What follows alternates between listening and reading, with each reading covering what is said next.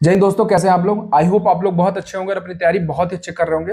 आप जिस भी एग्जाम की तैयारी कर रहे हैं, ये चीज जो आज हम लोग जिस पे डिस्कस करेंगे, मॉक टेस्ट एनालिसिस, ये हर एग्जाम के लिए इंपॉर्टेंट है। क्योंकि मेरा मानना है कि बच्चे इस पे ध्यान ही नहीं देते। उनको लगता है कि नहीं, ये तो जरूरी चीज नहीं है, और जिसकी वजह से वो कई सालों से कई एग्जाम से जो है फेल होते आ रहे हैं। क्योंकि वो उनको एक चीज समझ ही नहीं आता कि बहुत ज्यादा पढ़ लेने से और बहुत ज्यादा मॉक टेस्ट देने से कुछ नहीं होगा, ना इंप्रूवमेंट होगी, ना उनका सिलेक्शन होगा। मॉक टेस्ट देने के बाद उसका प्रॉपर एनालिसिस करके, उसके बाद उस पर काम करके, तब जाके आपका इंप्रूवमेंट होगा। कई लोग सोचते हैं कि, कई लोग क्या करते हैं कि मॉक टेस्ट दे देते हैं और उसको अगले दिन एनालिसिस करते हैं या फिर 2 दिन बाद एनालिसिस करते हैं, या तो फिर उनका मन ही हट जाता है, फिर वो अगला मॉक दे देते हैं, पिछले मॉक का एनालिसिस नहीं करते हैं। तो ये वेस्ट ऑफ टाइम है। आप बल्कि मॉक दीजिए ही मत, कोई मतलब ही नहीं है। मॉक टेस्ट एनालिसिस में इतना गैप नहीं रखना है कि आप यही भूल जाएं कि किसी क्वेश्चन को आपने स्किप किया था तो क्यों स्किप किया था, आपके दिमाग में उस टाइम क्या चल रहा था, या फिर अगर इस क्वेश्चन पे रुके थे तो क्यों रुके थे, क्या कैलकुलेशन नहीं हो पा रही थी आपसे, या फिर जो भी चीजें आपको याद होनी चाहिए कि ये चीज गलती हुई तो क्यों गलती हुई, मेरे दिमाग में उस टाइम पे क्या चल रहा था। तो इतना ज्यादा आपको मॉक टेस्ट एनालिसिस में समय नहीं लेना। मुश्किल से अगर जब भी आप मॉक देते हैं, उसके 1 से 2 3 घंटे के अंदर जो है मॉक टेस्ट एनालिसिस आपको कर लेना है। देखो, ये चीज आप आज सुधार लो, या तो फिर 2 4 एग्जाम में फेल होकर 1 2 साल बाद करो, तो उससे अच्छा है कि किसी और के अनुभव से सीखो और उस पर काम करो। ये वीडियो गलती से भी स्किप मत करना। प्रॉपर सब्जेक्ट वाइज बताऊंगा कि आपको एनालिसिस कैसे करना है। बहुत सारे लोग परेशान है कि सर मॉक टेस्ट दे रहे हैं, मॉक टेस्ट में नंबर नहीं इंप्रूव हो रहा, हम रिवीजन भी कर रहे हैं, मॉक टेस्ट में नंबर नहीं इंप्रूव हो रहा है। सब चीजें बताऊंगा A to Z। पूरी वीडियो जो है ध्यान से सुनना, एक एक चीज जो है आज क्लियर हो जाएगी। जब आप मॉक टेस्ट की एनालिसिस बहुत अच्छे तरीके से नहीं करते ना, तो आप एक ही गलती बार बार करते हैं, बार बार करते हैं, लगातार हर मॉक में वही सेम गलती आप रिपीट करते हैं। और जब आप मॉक टेस्ट बंद करके उसको सिस्टम को एनालाइज करते हैं, तो फिर आप अपने आप को कहते हैं यार फिर वही कल वाली गलती आज भी हो गई। तो अगर आप 1 घंटे का मॉक देते हैं तो 1.5 घंटे दीजिए उसका एनालिसिस करने के लिए। अगर आप 2 घंटे का यूपीएसआई का मॉक दे रहे हो तो कम से कम 3 घंटे उसका एनालिसिस करिए। केवल एनालिसिस का मतलब ये नहीं होता कि आपने देख लिया कौन से क्वेश्चन गलत हुए, कौन से क्वेश्चन सही हुए, मेरा नंबर कितना आया, मेरी रैंक कितनी है, मेरी परसेंटाइल कितनी आई। नहीं, आपको एक एक क्वेश्चन पे ध्यान देना पड़ेगा कि ये गलत हुआ तो क्यों गलत हुआ, कैलकुलेशन एरर है, या फिर मुझे आ ही नहीं रहा था, या फिर मेरे से कोई सिली मिस्टेक्स हो गई इसमें, या फिर ये सही हुआ तो क्या बाई चांस सही हो गया है, या फिर मुझे सच में ये आता था। कई सवाल क्या होता है कि तुक्के से सही हो जाता है, या फिर कुछ क्वेश्चन ऐसे होते हैं जो आ रहे होते हैं लेकिन उस टाइम पे आपसे बनते नहीं है। हो सकता है कि मॉक टेस्ट बंद करते ही वो आपसे बन जाए, या फिर मॉक टेस्ट देने से पहले आप उस टाइप का क्वेश्चन जस्ट बनाए हो, फिर भी उस प्रेशर में वो ना बन रहे हो। तो आपको एक एक चीज पे अपने काम करना है। आपको केवल कंटेंट वाली चीजों पे नहीं, इस चीज पे भी ध्यान देना है कि क्या मैं किस टाइप के क्वेश्चन पे जो है प्रेशर फील करता हूँ, किस टाइम के क्वेश्चन को देखते मेरा माथा खराब हो जाता है, मेरा दिमाग काम करना बंद कर देता है, टाइमर ऑन होते ही क्या मुझे क्या अंदर से प्रॉब्लम्स होती हैं। उन सारी चीजों पे आपको काम करना है। ये सब जो है पार्ट आप जो है, ये सारी चीजें जो है कंपटीशन का एक पार्ट होती है। बच्चों को ऐसा लगता है केवल पढ़ना ही जो है कंपटीशन है, नहीं, आपका हर एक चीज से टैकल करना आपका कंपटीशन है। बहुत सारे लोग कहते हैं कि मेरी किस्मत खराब है, सिली मिस्टेक्स हो जाता है, ये हो जाता है, वो हो जाता है, ठीक है, कंप्यूटर मतलब वहां जाता हूं तो घबराहट हो जाती है। तो भाई उस पर काम करना भी तुम्हारी जिम्मेदारी है। सबको घबराहट होती है, सबकी सिली मिस्टेक्स होती है, सबका कैलकुलेशन एरर होता है, सबकी स्टार्टिंग में कैलकुलेशन की स्पीड कम होती है, लेकिन वो भी कंपटीशन का पार्ट है।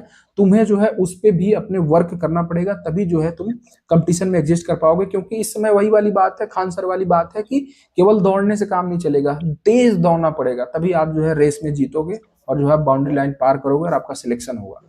आपके रिवीजन में कमी है, या फिर आपको जो है चीजें जो है थोड़ा डीप में जाके कवर करनी है, या फिर आपको कुछ एक्स्ट्रा टॉपिक्स पढ़ना है, या फिर आपको कैलकुलेशन पे वर्क करना है, या फिर आपको अपनी पर्सनालिटी पे वर्क करना है, ये सारी चीजें आपको तभी पता चलेगी जब आप बेहतर तरीके से मॉक टेस्ट के एनालिसिस करो। एक और चीज जो कि बहुत ही ज्यादा इंपॉर्टेंट है, आपको हर एक मॉक के पहले करना है कि आपको 10 मिनट मेडिटेट करना है और आपको ये सोचना है कि आपने पिछले सारे मॉक्स में कौन कौन सी गलतियां कर दी जो आपको नहीं करनी चाहिए थी। जैसे कई बार क्या होता है कि क्वेश्चन में हम रेडियस को डायमीटर पढ़ लेते हैं, डायमीटर को रेडियस पढ़ लेते हैं, मीटर को सेंटीमीटर पढ़ लेते हैं, सेंटीमीटर को मीटर पढ़ लेते हैं, पर्यायवाची को विलोम पढ़ते हैं, विलोम को पर्यायवाची पढ़ते हैं, हाँ को नहीं पढ़ते, नहीं को हाँ पढ़ते हैं, जिसकी वजह से सिली सिली मिस्टेक्स होती है, जिसकी वजह से बाद में हमें बड़ा अफसोस होता है। मैथ में कोई क्वेश्चन बहुत इजी होता है तो उसको हम इतना लाइटली ले लेते हैं कि उसका हम कैलकुलेशन एरर करते हैं। तो आपको सेल्फ एनालिसिस करना है कि कौन कौन सी ऐसी प्रॉब्लम है जो आप अवॉइड कर सकते हो, जो आपकी अपने खुद की गलती से हो रहा है। तो जब वो चीज आप एनालिसिस करोगे तो जब एग्जाम में सेम चीजें आएंगी तो आपको दिमाग आपको अलर्ट करेगा कि इसमें तुम गलती करते हो, इसको दोबारा मत करो। तो ये चीज आपको जरूर से करना है कि जब भी आप मॉक टेस्ट देने बैठते हो तो आपको ये नहीं कि तुरंत कंप्यूटर खोला, मोबाइल खोला, तुरंत देने लगे। नहीं, आपको सेल्फ एनालिसिस करना है। 10 मिनट पहले ये सोचना है कि मुझे क्या क्या नहीं करना है, पिछले मॉक में मैंने क्या क्या गलतियां की जो मुझे रिपीट नहीं करना है इसमें। अब हम लोग मॉक टेस्ट को सब्जेक्ट वाइज तोड़ के उसका प्रॉपर एनालिसिस करना देखेंगे। हर एक सब्जेक्ट का लगभग अप्रोच सेम है। हम लोग मैथ से स्टार्ट करते हैं। तो सबसे पहले जब आप मॉक टेस्ट में मैथ्स की एनालिसिस करते हो तो आप सबसे पहले गलत क्वेश्चन पे जाओ। आप देखो कि वो क्वेश्चन क्यों गलत हो रहा है। कहीं जो है आप वो चैप्टर पढ़ रखे हो, कहीं वो ज्यादा डीप में क्वेश्चन तो नहीं आ गया, आप उतने डीप में नहीं पढ़ रखे हो, तो फिर आपको उस पर काम करना है। आपको उसको जाके ज्यादा डीप में पढ़ना है, उस टाइप के क्वेश्चन की प्रैक्टिस करनी है। उसके साथ साथ अगर ऐसा है कि आपने वो चैप्टर ही कवर नहीं कर रखा है तो आप उसको तुरंत नोट करो अपने मिसलेनियस कॉपी में, और तुरंत मॉक टेस्ट खत्म होने के बाद उसको जाके खत्म करो। कहीं ऐसी बात तो नहीं है कि कैलकुलेशन की वजह से वो जो क्वेश्चन है वो गलत हो रहा है या फिर छूट जा रहा है टाइम की कमी से, सिली मिस्टेक्स हो रहे हैं, मेरी स्पीड कम है।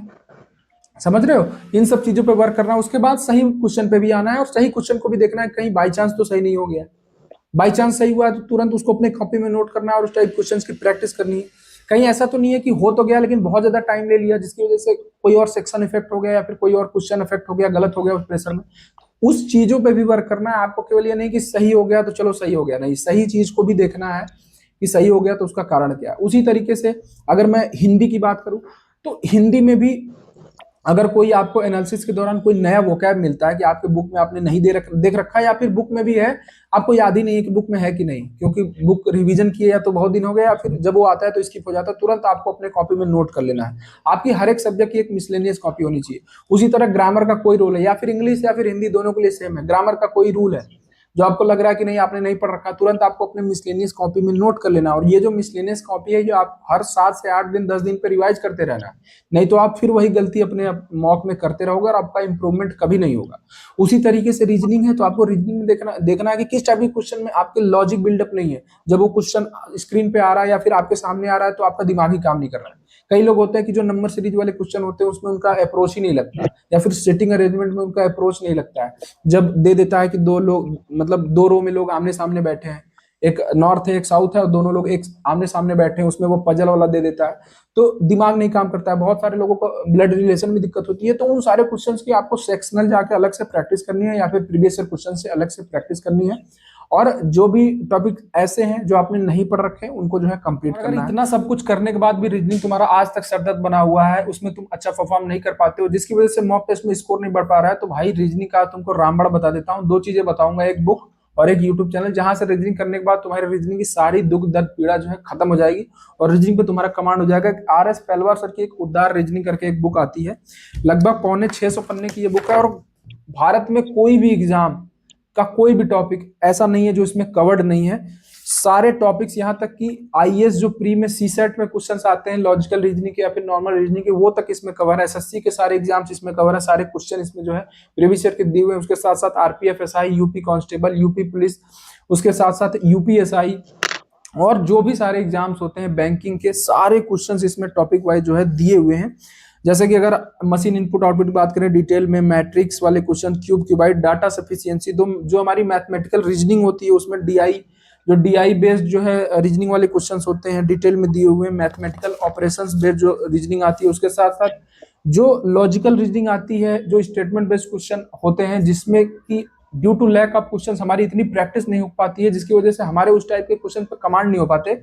और आजकल के कोई भी पेपर आप उठा के देख लो, उसमें लॉजिकल रीजनिंग के क्वेश्चन आते हैं, स्टेटमेंट बेस्ड क्वेश्चन आते हैं और वो हमारे ज्यादातर चांस होते हैं कि गलत ही हो जाते हैं। तो इसमें जो है बहुत ही प्रॉपर तरीके से लगभग 75 पेज में ये वाले टॉपिक दिए हुए हैं, जिसमें statement conclusion, assumption, statement argument, course of action, cause and effect, assertion and reason, passage based जो स्टेटमेंट वाले क्वेश्चन होते हैं, social intelligence question, decision making, logical sequence, सारे क्वेश्चन दिए हुए हैं। इसके साथ साथ जब आप उसके चैप्टर को देखोगे तो इसमें आगे ये भी चीज दी हुई है कि आपको कौन कौन सी चीजें ध्यान में रखनी है लॉजिकल रीजनिंग वाले क्वेश्चन को अटेम्प्ट करते हुए।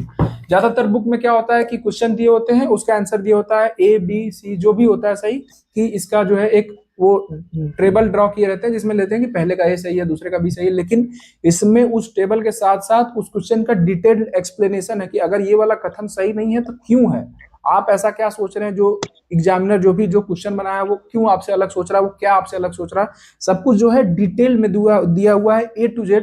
और लगभग 75 पेज में ये वाला टॉपिक दिया हुआ है, और कोई भी टॉपिक बहुत ही जो है डिटेल्ड में दिया हुआ है।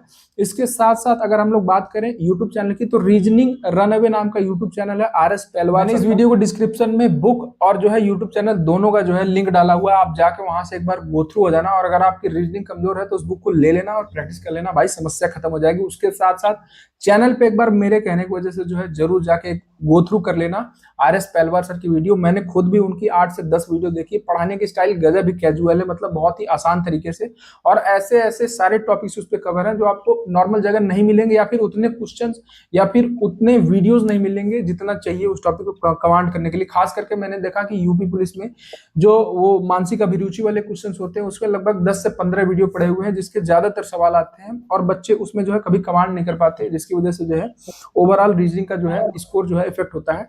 तो एक बार जरूर से चैनल पे जाना, गो थ्रू कर लेना, रीजनिंग वहां पे बेस्ट है। उसके साथ साथ ये बुक भी मैंने किसी बुक को इस तरीके से नहीं बताया जिस तरीके से मैं इस बुक को बता रहा हूँ, क्योंकि मैंने खुद इसको देखा तो मुझे बहुत ही जबरदस्त बुक लगी। हर एक क्वेश्चन का बहुत ही अच्छे तरीके से सोल्यूशन है, और इतने पर्याप्त क्वेश्चन दिए हुए हैं। बहुत सारी बुक क्या होती है, पतली बुक बना देते हैं, उसमें नंबर ऑफ क्वेश्चन ही नहीं होते जितना हमें प्रैक्टिस करने की जरूरत होती है उस टॉपिक पर कमांड करने के लिए। तो अच्छे खासे क्वेश्चन है, अच्छे खासे पेज की बुक है, और हर एक टॉपिक के आपको कोई एक ऐसा सिंगल टॉपिक नहीं मिलेगा जो इस बुक में नहीं दिया हुआ है। तो आप लोग जो है अगर आपकी रीजनिंग भी वीक है तो इस बुक को जरूर से ले लेना, और जो है RS पहलवान सर के जो है रीजनिंग रनअवे चैनल पे जाके एक बार गो थ्रू हो जाना, बहुत ही अच्छा पढ़ाते हैं रीजनिंग। इसी तरीके से आपको जीके वाले पोर्शन में क्या करना है कि जो क्वेश्चन आपको नहीं आ रहे हैं, अगर वो मोस्ट रिपीटेड है, जैसे नदी का कोई ऐसा सवाल है जो आपको नहीं आ रहा और आपको लग रहा है कि यार हर दूसरे तीसरे मॉक में नदी का सवाल आ जा रहा है, तो तुरंत आपको जाके आपके पास जो भी रेफरेंस बुक है उससे नदी वाला चैप्टर जो है खत्म कर लेना, नदी वाला टॉपिक अपना खत्म कर लेना। उसके साथ साथ कुछ इंपॉर्टेंट टॉपिक्स हैं जिनके क्वेश्चंस आते रहते हैं और वो मेन पेपर में भी जो है मोस्ट रिपीटेड टॉपिक्स होते हैं, तो उनको आपको नोट कर लेना। जैसे जब मैं सीजीएल की तैयारी करता था तो मुझे ऐसा लगता था कि जब वो फील्ड मेजरमेंट वाला आता था कि फुटबॉल की फील्ड कितने सेंटीमीटर मीटर की होती है, उसके साथ साथ जो शास्त्रीय नृत्य वाला था कि कौन किससे रिलेटेड है, उसके साथ साथ कौन कौन सा इंस्ट्रूमेंट कौन बजाता है, उसके साथ साथ कौन किस घराने से रिलेटेड है, उसके साथ साथ बायो में जो वो वाला पोर्शन है एनिमल किंगडम, प्लांट किंगडम। तो ऐसा सवाल आते थे, मैं तुरंत एक सिंगल क्वेश्चन को अपने कॉपी में नोट कर लेता था, क्योंकि मुझे पता था कि ये कहीं ना कहीं फिर से रिपीट करेगा। और यकीन मानो मेरी ऐसी 2 कॉपी तैयार हो गई थी ये सीजीएल के दौरान। ये मिसलेनियस कॉपी की केवल मिसलेनियस क्वेश्चंस की कॉपी है जो मेरी तैयार हो गई थी, और इसी को रिवाइज करके जो है मेरे प्री में 25 में से 20 क्वेश्चन सही हुए थे। और मेरी शिफ्ट जो 20 वाली थी सीजीएल 2024 की मेंस की शिफ्ट, उसमें मेरे 25 में से 16 क्वेश्चन सही हुए थे, जो कि बहुत हार्ड थी, मतलब जीके वाला सेक्शन उसमें हार्ड आया हुआ था, जिसकी वजह से मुझे नॉर्मलाइजेशन में बहुत फायदा हुआ और मेरी अंडर 1000 रैंक आई। तो आपको जो है जीके वाले पोर्शन पे भी वर्क करना है। ऐसा नहीं है कि यार जीके तो बहुत ब्रॉड होता है, इसको कॉपी में क्या लिखे, नहीं, हर एक क्वेश्चन को आपको कॉपी में नहीं लिखना है। लेकिन अगर आपके मुगल गलत हो रहा है, मराठा गलत हो रहा है, एंशिएंट हिस्ट्री गलत हो रही है, या फिर इकोनॉमिक्स में कुछ गलत हो रहा है, कमिटी वाले क्वेश्चंस गलत हुए हैं, या फिर पॉलिटी में कुछ गलत हो रहा है कि अमेंडमेंट्स वाले क्वेश्चन गलत हो रहे हैं, इसी तरीके से जो भी क्वेश्चन आपको लग रहा है कि या फिर गलत नहीं हुए, आपके सही भी हो गए, लेकिन आपको लग रहा है कि यार इसकी रिवीजन की मुझे जरूरत है, तुरंत जाकर अपने रेफरेंस बुक से अपने नोट से उसका रिवीजन कर लेना है, और उन क्वेश्चंस को जो है अपने कॉपी में नोट कर लेना, मिसलेनियस कॉपी के, जो कि आप हर एक सब्जेक्ट का बनाओगे, जो कि मोस्ट रिपीटिंग टॉपिक्स है। अगर आप यूपीएससी की तैयारी कर रहे हो, जैसे पॉलिटी का कोई अच्छा क्वेश्चन आ गया, आपको लग रहा है कि यार ये तो मैंने पहले देखा नहीं, ये डीप क्वेश्चन है, तो आपको उसको अपने कॉपी में नोट कर लेना है। इसी तरीके से मूल विधि का कोई ऐसा क्वेश्चन आ गया जो कि आप जब मूल विधि का चैप्टर पढ़ रहे थे उस टाइम उस पर ध्यान नहीं दिया, फिर नहीं पढ़ा, उसको अपने कॉपी में नोट कर लेना है। तो आप जिस भी एग्जाम की तैयारी कर रहे हैं तो अप्रोच यही रहेगा, तो आपको ये सारी चीजें करनी है। अदरवाइज आप जो है मॉक देते रहिए, आपका कभी इंप्रूवमेंट ही नहीं होगा, और लास्ट में यही होगा कि जो है आप थोड़े नंबर से रह जाओगे या फिर ज्यादा नंबर से रह जाओगे, और आपको ऐसा लगेगा कि यार मेरी किस्मत में ही गवर्नमेंट जॉब नहीं है, भगवान मेरे साथ नहीं है। लेकिन हकीकत ये होती है कि हम जो छोटी छोटी चीजें जो गलतियां करती है ना, जैसे मैं अपने बहन का एग्जांपल दूं, मैं दूसरे का एग्जांपल नहीं देना चाहूंगा, उसको पता था, मतलब पता होता है कि मॉक टेस्ट मैं नहीं देती हूँ जिसकी वजह से मेरा सिलेक्शन नहीं होता, या फिर मैं कंप्यूटर पे मॉक टेस्ट नहीं देती हूँ जिसकी वजह से मेरा सिलेक्शन नहीं होता, लेकिन फिर भी बार बार वो वही गलती करती है। हर एक एग्जाम में पढ़ती बहुत ज्यादा है, मॉक टेस्ट नहीं देती, उसका एनालिसिस नहीं करती, और हर बार फेल हो जाती है, और उसको ऐसा लगता है कि यार मेरे किस्मत में सरकारी नौकरी नहीं। आपका अप्रोच गलत है।